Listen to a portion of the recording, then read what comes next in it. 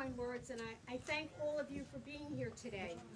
You know, so many of you that are here today were here all that many years ago in this very building when I announced that I was running for the Suffolk County Legislature. And just then like now, there were other names out there, but I know that and I don't want to sound boastful, but I know I am the most qualified to be the next Suffolk County Executive.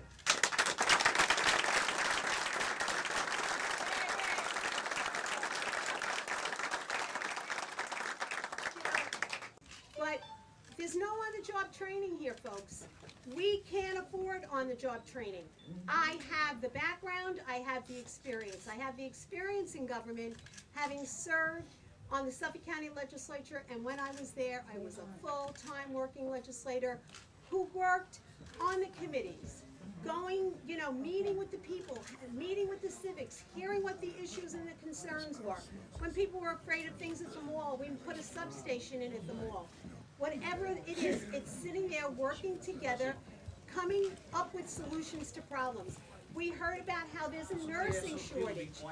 So I asked the question, you know, I hear at the college that they're oversubscribed in the nursing program, so why is there a nursing shortage if we have people wanting to be nurses? Well, the problem was that there wasn't enough clinical space, so we put people together. We met for 9 months, and we came up with partnerships with the hospitals, Southside Hospital, Good Samaritan Hospital, Brookhaven. They all bought into the process, and now the community college has the largest nursing program in the state of New York, and we are graduating nurses and we are addressing the problem. Quietly, behind the scenes, getting the job done. That is what I'm all about. We have a lot of problems here in Suffolk County, and I'm not going to try and whitewash it at all. There are issues, there are concerns, they can be solved, but you've got to have the right leadership. You've got to have someone who's not combative. You've got to have someone who is inclusive.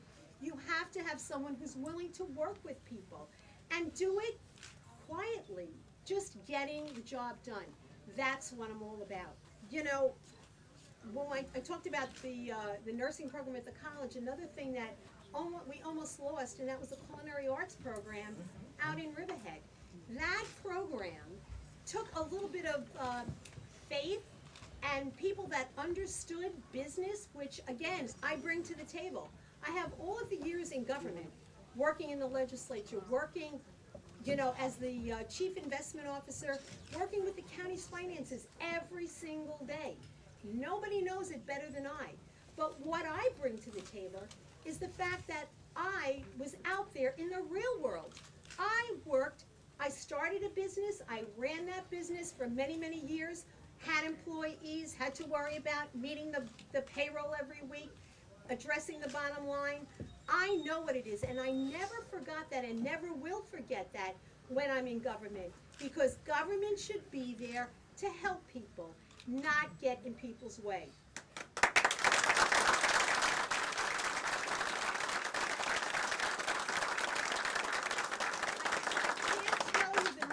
Times that people call me, Tom can attest to this, they have projects ready to go, they have a commitment for funding, they've got the permit, they need that permit, otherwise it's not going to go. And I could never understand why, what is there not to get? The sooner a project gets built, the sooner you're collecting tax revenues. So we need to, and I'm not saying that we need to hire a zillion people in the county, but we have wonderful county workers, but we have to make sure that we have them in places where they can help generate revenue.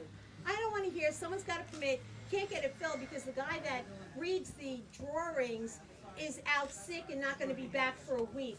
So it's going to have to wait. There's a 3-month lag, there's a 6-month lag. It shouldn't be that way. When we have people willing to step up to the plate and invest in our community, we should be there helping, holding their hands, not getting in their way. When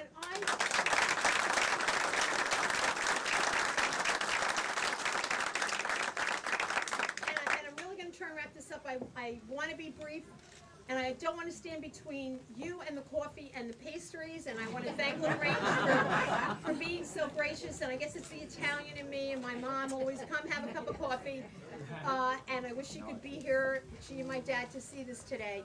But when I started here, when I stood up here in LaGrange, I said that I would be working, fighting to make Suffolk County a great place to live, not leave.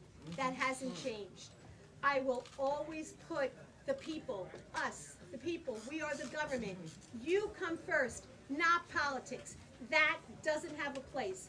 When you're an elected official, you represent all the people. And that's what I've always been about.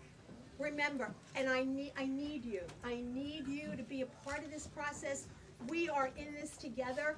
And I've said this, and many of you have heard me say this time and time again, don't ever let your elected officials be anonymous. Don't ever give them a free ride. Pick up that phone, write that letter, send that email. Government is there to work for you, but we all have a responsibility to let them know what we want them to do. So with your help, with your continued encouragement, and I have to tell you that it was the community initially that encouraged me to run that very first time, and even as Frank said, before Thursday, there were people encouraging me to take on this race. So I thank you for your faith, your confidence, your love, your friendship, and all the hard work that we're going to do together to make this happen. Thank you so very much.